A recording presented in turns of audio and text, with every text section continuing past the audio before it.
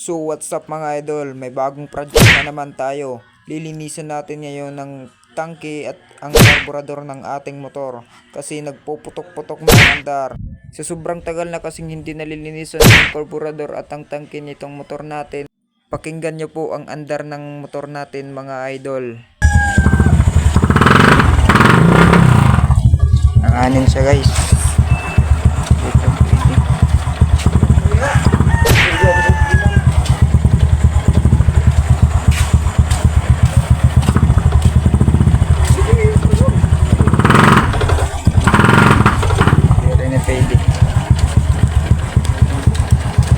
Oh, 'di ba? Kailangan na ata itong ipa-junk shop. Tara, ipasok na nga natin ang ating motor para malinisan agad. Pinasok ko na pala sa loob kasi maulan sa labas. Tara, umpisahan na natin para matanggal agad.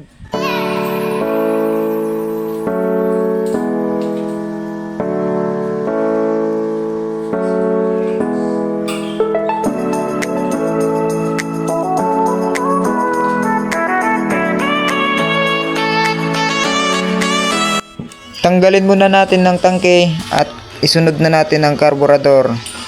Maganda sana kung nakabili na lang ako ng samurai paint para mapinturahan na lang yung tangke natin. Tinanggal ko muna dyan yung airbox kasi matigas tanggalin ng tangke natin. Pasensyahan nyo na guys yung motor ko kasi dumi.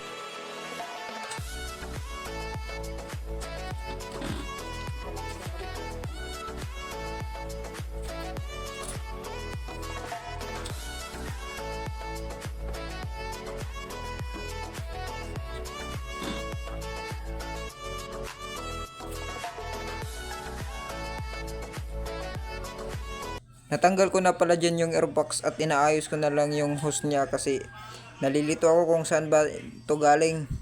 Tinanggal ko na pala dyan ang mga bolts para mamaya madali na lang pagtanggal ng tangke natin.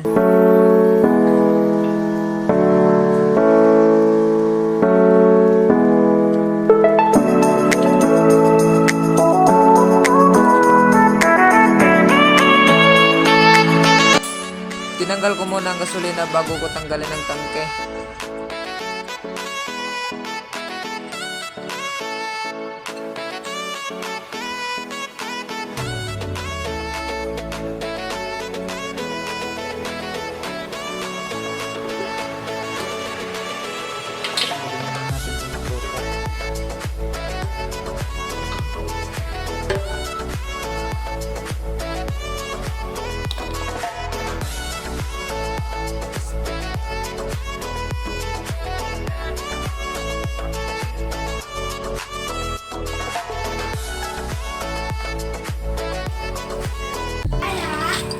Hugasan natin guys para matanggal yung dumi niya tangke. Sa dami dumi.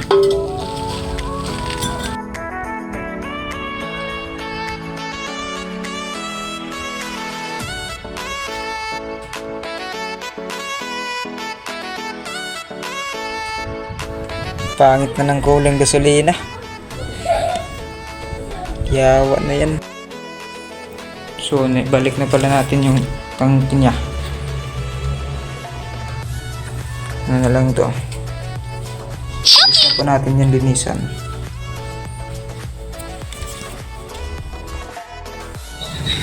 Linisan pa natin yung karburador niya guys.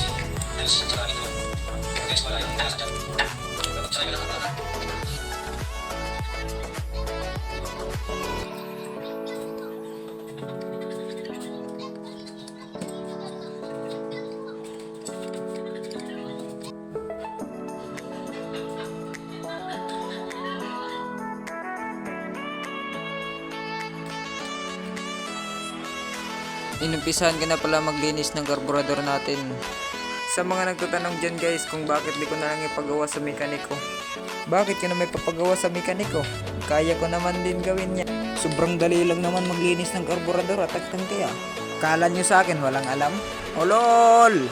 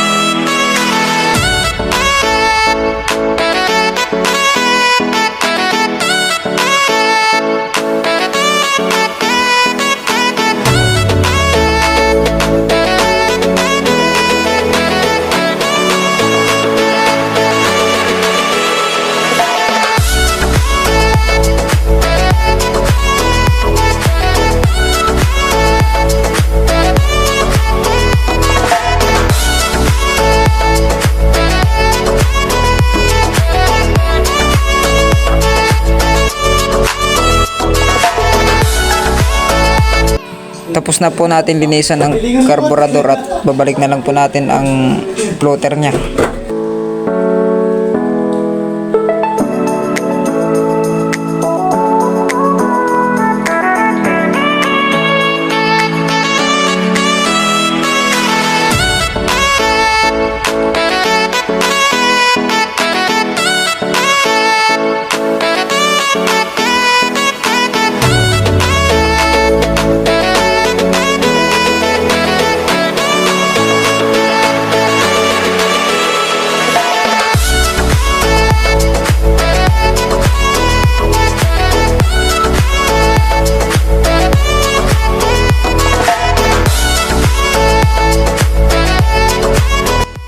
Kunti na lang po, ibabalik na po natin ang karburador at para masubukan na kung goods na ba ang ating kagagawa.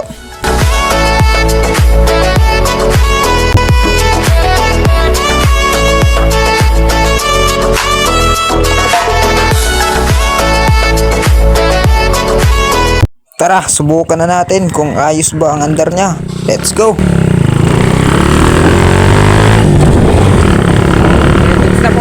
Ayos na po ang ating motor. Salamat po sa kapanonood nyo at sa suportan nyo. Thank you!